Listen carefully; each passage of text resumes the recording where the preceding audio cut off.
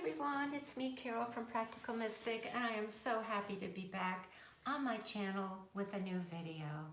And many of you know that each year I do videos on each of the new years through the method and use of numerology, where we obtain what is known as a universal year, which is what you're seeing there on your screen. And as we have all entered this new vibration on the first day of January, we are now in the 26th day of the universal year 2026. I kind of feel that many of you would agree with me that you've noticed a shift, maybe a change, very subtle, something's different. And you may have difficulty in really naming what it is, but you just know things are not the same in some way, form, or fashion. And certainly, in all intensive purposes, we are going to see more of those changes and shifts to come. So what I will be discussing with you in this and other videos is the reduced number of the year 2026 from a numerical perspective, which, by the way, is an exact 10, because 2 plus 2 is 4 plus 6 is 10. Yes, we do reduce it, but because of the tarot and the major arcana, we look at that energy because it is a pure 10. It is a wheel of fortune for us to focus on, where last year in the 9 cycle, we were focusing on the Hermit. Now, you see 3 tarot cards. Yes, I will be discussing them. They're all interrelated. I'll also explain both the esoteric and the spiritual components of number 10, with emphasis on what we can expect personally and collectively this year. Then we will explore the tarot cards that correspond to this year's number. We'll look at the vibration of that card. We'll look at the symbology, its meaning, and how best to utilize this cycle for our own personal growth. Now, as always, I will cover the astrological correspondence that relate to this year, also the tarot cards, and any significance that I have, as well as take on a little bit of information on that interstellar occurrence that is in our galaxy called 3-eye Atlas. Now, many of you know, and it is not by coincidence that I do this video today, because it is a major turning point. Today, January 26, 2026, on an astrological level, we have the planet Neptune leaving Pisces, which has been there over a year and a half, and it is entering Aries. But the significance is it has never entered Aries at a 0 degree. And anyone that understands astrology knows that the cusp of Aries is new beginnings, the springtime, renewal, and it's on the 0 degree of that house, cusp, which really segues with everything having to do with 2026, the 10, the 0, and new beginnings, especially when we look at the Wheel of Fortune and we look at time and space and other things that we are going to be discussing. So, what I like to begin with, let's move this out here. What I'd like to begin with is a little more about numerology that may help us put all this into perspective on a different level. And that has to do with how numerology has odd and even numbers and what that means. So you might want to take note of this. I cleared this because I'm also going to give you something that we'll be reading together that may also help you. But in a nutshell, Even numbers in numerology represent the feminine, having nothing to do with gender. The negative current. It is receptive. It has a supportive quality. Each of the even numbers represent things of structure and form. And the vibrational essence and energy of the even number is basically, its natural bent is to conform, take within, and unite. Even the shape of the numbers show flexibility when you really study them. Now, the odd numbers, well, you probably realized it, are the masculine, and they are the positive current, and of course they are active and are called the doers of the number system. This is an active principle, and it works to expand the form and to change it in some way. The odd numbers are actively seeking to change and kind of reconstruct, and they usually resist anyone trying to conform them in any way, but in a positive way. When the odd numbers are in harmony, let's say, we need them, for they pave the way to new discoveries. They break out of the box. So odd and even numbers also have these properties. So all the numbers that make up 2026 today are even. I want you to keep that in mind, okay? When reduced to the 10, we have both an odd and an even number. And when finally reduced to the base digit, number 1, we have an odd number. So here's our cheat sheet. Something that I want you to, let's read along together here. Something that let me make sure it's on the monitor. There we go. Let's take that apart. And what I did, what you're going to be seeing is my rendition of what this odd and even energy of 2026 is describing, activating. So here we go. I feel that all even numbers of 2026, it's a year to expand our hearts and open our minds to mystery in all its forms, both earthly and cosmically. Then we move on to the odd and even number 1 and 0. As we activate, participate in this process, there will be consciousness and unconscious revelations unfolding within and within and outside of us. These may take on new forms, beliefs, and understandings that were once foreign in nature. And then finally, the odd number 1, the new realities begin to take on a new thought process and breeds, I'm sorry, I'm not doing a good job here. You can see I don't do well reading. The new realities begin to take on a new thought process that breeds new life in one's existence. Ultimately, the universal year 2026 is a portal to a new dimension of time and space. All are invited to unite and ascend as one. And you can see how the Wheel of Fortune, the Fool, and the Magician play into what I kind of surmised, and it might be a good exercise for you to kind of surmise what this odd and even, I want to say almost like a dichotomy that is happening in 2026.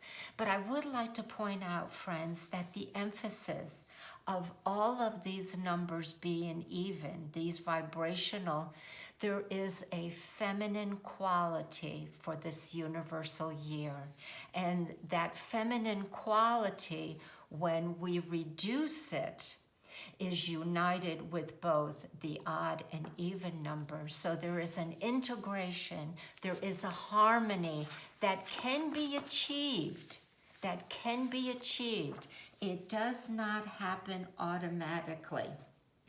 Okay, so what do we want to do? Let's go ahead and title this, and that's what I've done before we go forward. And this is how I have titled this year. It is a new phase of life, expansion in consciousness. There's definitely going to be a realignment, and if you choose, an ascension with source. Okay, so let's start with the number 10. In order to, let's get this back here, right here, so you can look at these numbers. So in order to better understand the numbers and their definitions, I just want to recap a little bit. It's important that we go back to the number preceding it, which is the number 9. Now, we often hear in numerology, as well as in tarot divination, that the number 9 represents completion. And in many respects, it is with this nuance. And what is that nuance? That, I'm trying to help you understand that, yes, it is completion, but the connection and the continuation of each number is progressive. So that means that 9 is really the initial Tory energy, because now it has numbers 1 through 9 in it, and that initiatory is the action that it will take, because now it has, I'm going to call it a knapsack. It has all the experience of number 1 through 9. It's got its knapsack, and it says, you know what?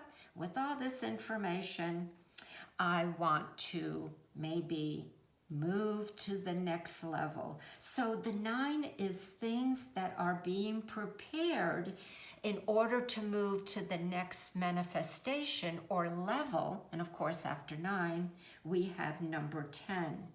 Because prior to that, we had single digits. So there's a new level of 10. It is a higher octave of the number 1. We've gained some prestige here.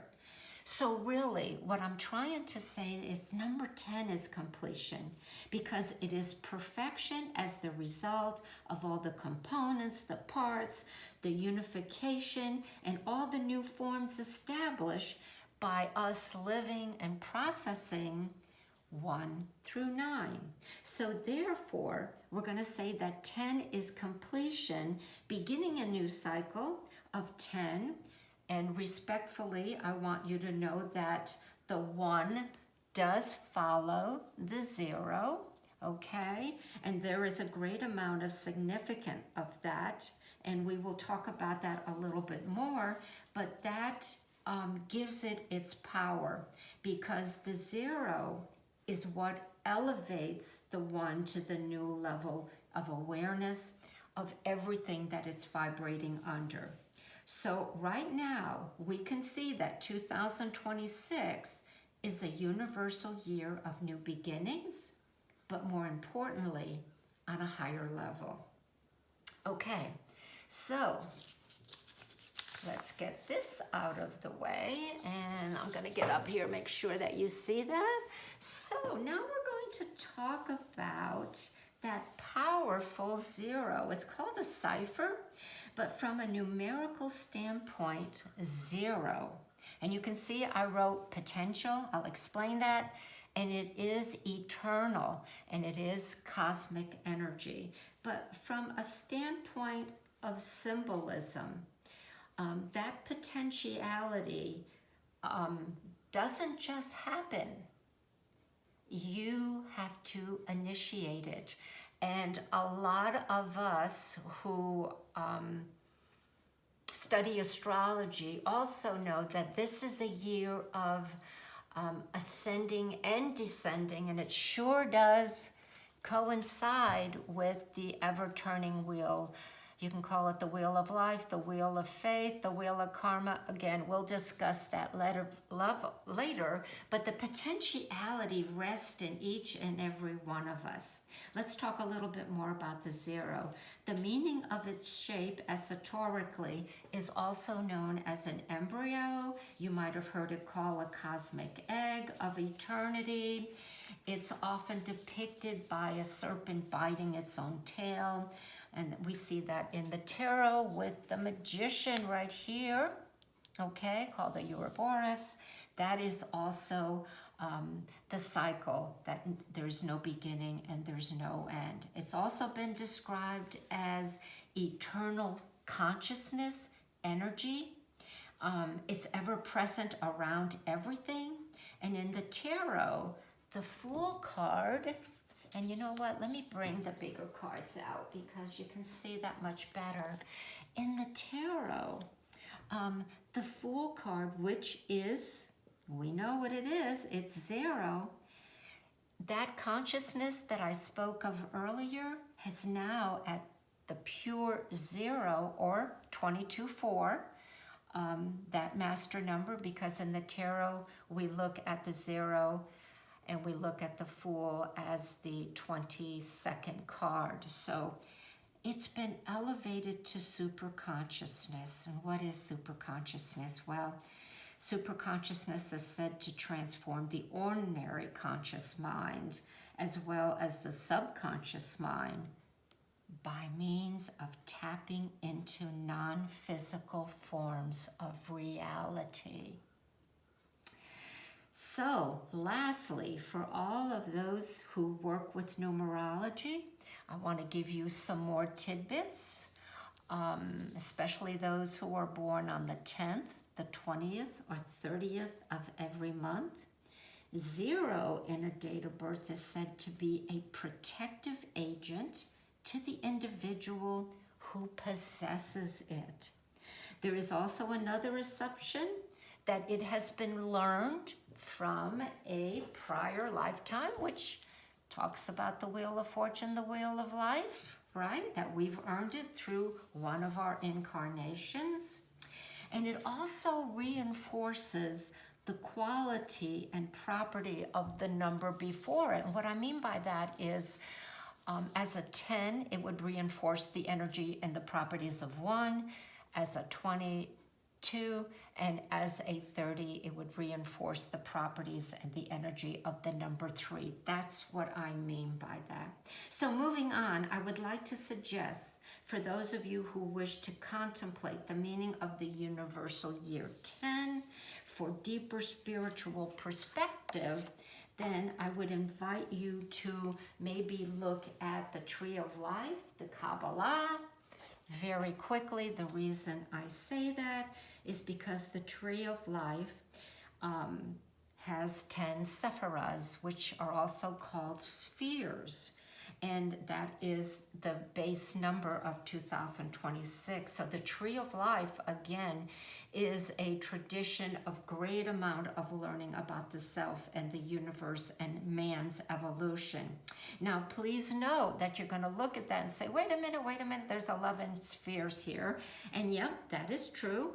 The center one here, as you can see, is broken up. It is not a sphere. And you see that it is called knowledge. It is known as DAT, D-A-A-T-H. DAT is that which is hidden and yet to be revealed. And it's behind the middle pillar. So a lot of the regular Tree of Life does not show the DAT or the knowledge sphere, so know that. What's really interesting is that, let's go back to our, let's get him out here. Where is, right in front of me. Okay, the Fool card and DAT, because it's also something that we use in the tarot. It is also known as the abyss, and we know that the Fool is ready. He's heading for the abyss. And the unknown very willingly. And also I want to add a little bit more. I said earlier that the Fool has to do with the super consciousness. Symbolically, that's depicted in the tarot by the white sun. That is super consciousness. And he's ready to go in the abyss and do what he needs to do. Lastly, I want to tie it in even more. In the tarot, there is a corresponding astrological card, and for the Fool, it is the planet Uranus. Well, Uranus right now is in Taurus. It's going to go into Gemini, but what I want to say to tie it all in is Uranus is the ruler of the sign Aquarius. Aquarius right now, I believe, has 5 planets in its sign. One of those planets is Pluto, and Pluto is the planet of death and rebirth and transformation. Hey, hello! It's everything that we're talking about on the Wheel of Fortune. And Pluto will occupy that sign of Aquarius now until March 2043. Okay, now I want to go back a little bit more to the Tree of Life, because the ancient writings, and specifically the Sefer Yetzirah, which is also called the Book of Formation, the number 10 was called creation. So 0 stands to the right of number 1. Oh, where are we? Here we go. Let's get the number 10. So 0 stands to the right of number 1, right? And 0 is creation. Well, please, let's not forget that 1 is the active principle that procreates and multiplies in union.